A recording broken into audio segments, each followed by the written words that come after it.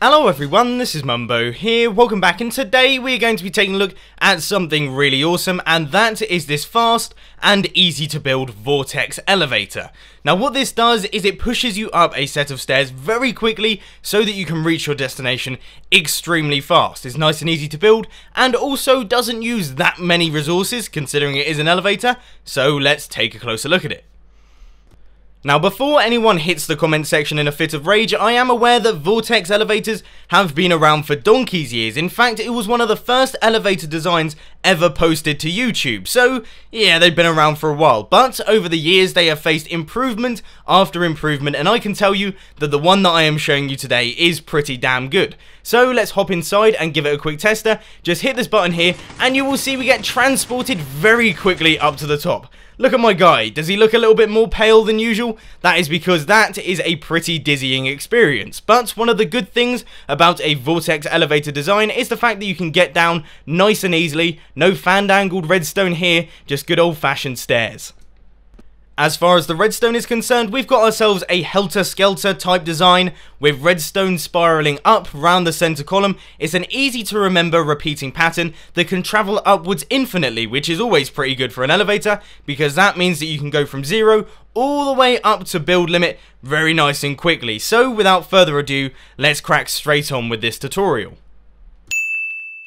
So you want to get things started with a 6x6 area. Now the blocks that we are going to be using right now are the 2x2 area right in the middle. So say you were taking the elevator face on here, if you were to walk in, you want to go slightly over to the left and towards the back. So you've got 2 blocks in this direction and 2 blocks in this direction, and then you want to go over to your right and place a set of stairs, and then to the right of those stairs you want to place a block with a set of stairs on top, and then to the right of those you want to place a block with a set of stairs on top. Block, set of stairs, block, set of stairs. I mean, really, it is a repeating pattern, just creating a spiral staircase going all the way up to the top of your elevator.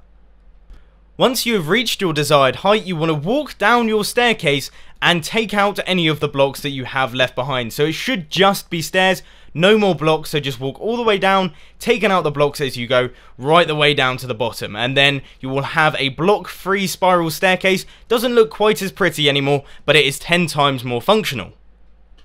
Once again, on the outside of our elevator, you want to go inside, and then right where our first set of stairs are, you want to look in the complete opposite direction, place 2 blocks like this, a sticky piston, and then a transparent block on its face. It has to be transparent, otherwise you're going to take damage. So that could be glowstone, glass, stairs, slabs, whatever, and then you can take out those 2 temporary blocks down underneath.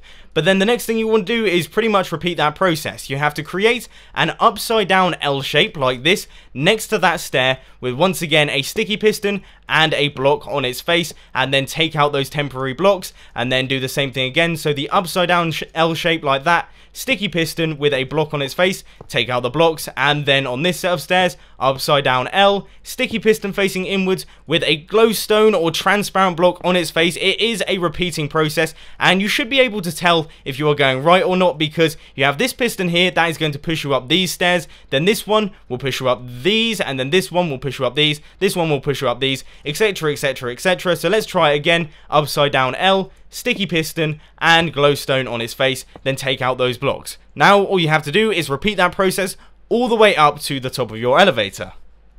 When you have done that, you should end up with something that looks a little bit like this. And a good way to check if it is correct or not is you should have 3 blocks in between each one of your pistons. And like I mentioned earlier, if this piston were to extend, it should push you up the stairs next to it, which will create obviously that vortex pattern. So now what we are going to do is the redstone for it, the part that you have all been waiting for. So for the first piston, you just want to place 2 blocks like this with redstone dust like that and a repeater running into that block, and then you want to create a L shape like this with redstone dust running across like this and a repeater running into that piston, and then once again with the L shape like that, redstone dust across the top with that repeater, and then always go a block up over the piston. So it's a block up over the piston with a repeater running into that block, and then you create this L shape. This redstone dust, 3 bits of redstone dust, another bit of redstone dust with the repeater running into the block that takes us up to the next level.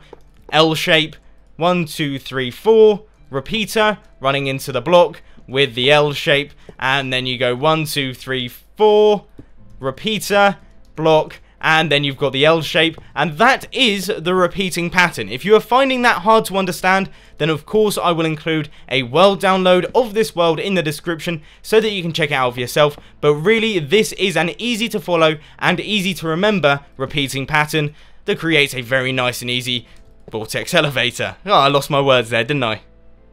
One thing that I would suggest you do now is a very quick test of the redstone itself to see if it is all in working order. So just plonk down a button somewhere, hit it, and see if all of your pistons extend. Mine are all doing fine, so that means I can get on to the next thing, which is to do a little bit of decoration. We are now going to cover up all of the air holes that we have in the elevator, apart from obviously the top and bottom, otherwise we won't be able to get out and in. So yeah, just cover any holes that you might have in the design, and you should end up with something a bit like the one that I've got over here. If I can get inside, you don't want any gaps whatsoever, so no light should come in. So here comes the moment of truth. Does this elevator actually work? Do you make it up to the top? Well, there's only one way to find out, and that is of course to stand inside, hit this button, and you should find that you get transported all the way up to the top. And by the look of things, I haven't actually done something correctly. I've missed off my top piston. That is why you do the test. So 1, 2, 3, 4, and then the repeater running into the block. So let's give it another tester. See, it just shows the importance of testing in redstone builds. Hit the button, and we should see that we do finally make it all the way up to the top. So that has worked extremely well. Just one quick thing that I feel like I should mention: if you are playing on multiplayer and you find that you do get stuck in the system, it would probably be a good idea to slow this thing down, because servers find it quite difficult to keep up with redstone. So if you wouldn't mind changing all of your repeaters up to 2, 3, or maybe even 4 ticks, depending on how laggy the server is, then that should definitely sort out any problems that you are having. But anyway, that is all I've got time for today, folks. So if you did enjoy this video, please be sure to hit that like button, and if you really loved it, then make sure to subscribe. But thanks for watching, guys. This has been Mumbo, and I'm out. I'll see you later.